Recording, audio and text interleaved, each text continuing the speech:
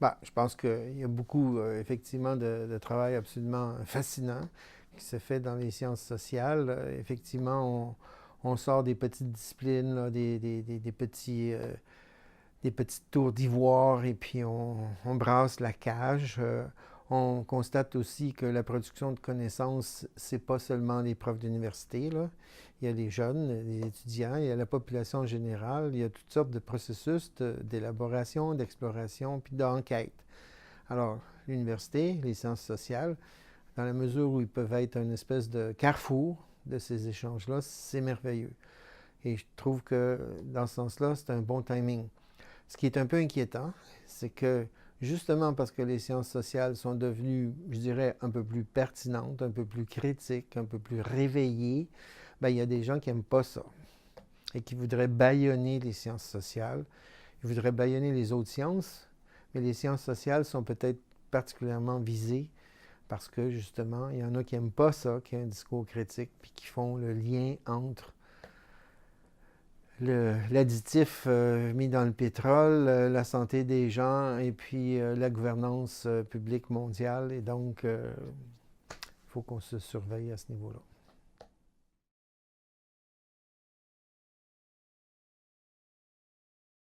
Le développement international doit se réinventer.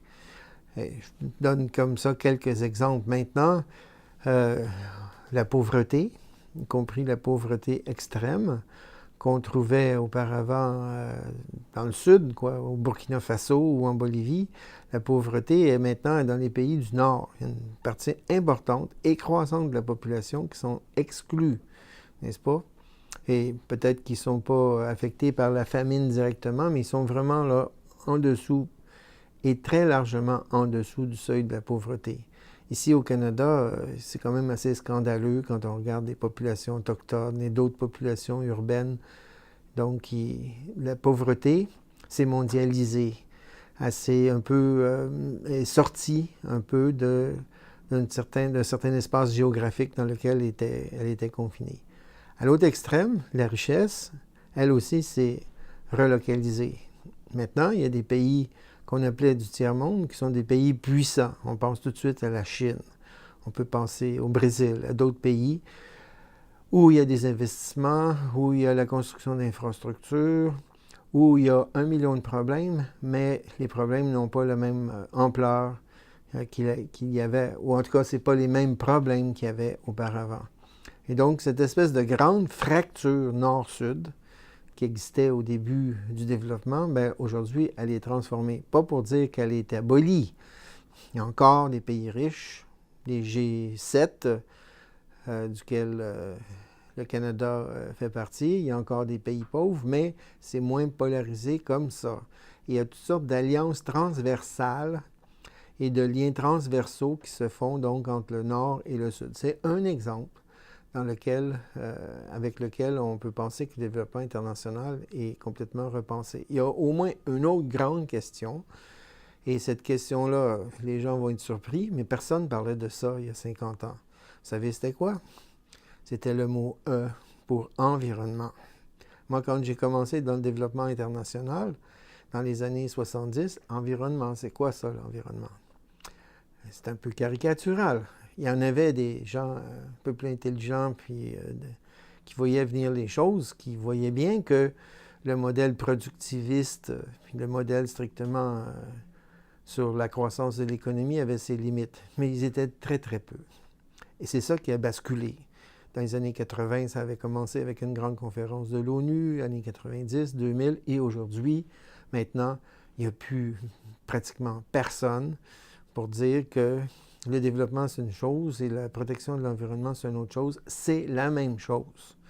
Alors, on appelle ça sous différentes appellations, développement durable, développement écologique et d'autres appellations, mais pour dire que la question de l'environnement maintenant est complètement intégrée, parce qu'on voit bien que les solutions qui avaient été apportées dans le passé de développement de la production, ce qu'on a appelé la révolution verte, qui a permis l'augmentation de la production agricole.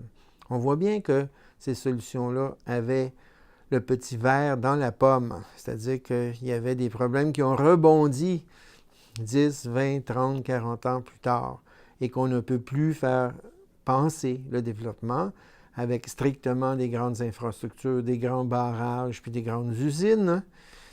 Alors, la chose intéressante pour les jeunes et les jeunes de cœur qui s'intéressent au développement actuellement, c'est le temps est à l'innovation, la créativité, toutes sortes d'expérimentations. C'est assez passionnant à ce niveau-là. Par contre, il ne faut pas oublier que les vastes problèmes en apparence tellement énormes qu'on se demande si on va finir par finir, ils restent là. Le fait que sur 7 milliards d'habitants, il y en a la moitié, en fin de compte, qui sont en dessous du seuil de la pauvreté, ça ne change pas beaucoup. Donc ça, c'est pas trop rassurant. Et au niveau environnemental, mais même si on a constaté le problème, ben ça ne change pas beaucoup. On continue de produire des gaz à effet de serre et tout ça. Il y a une espèce de, je dirais, un peu de blocage au niveau politique. De l'autre côté, la pression par en bas et l'imagination puis la créativité essaient de confronter ça. On se souhaite bonne chance.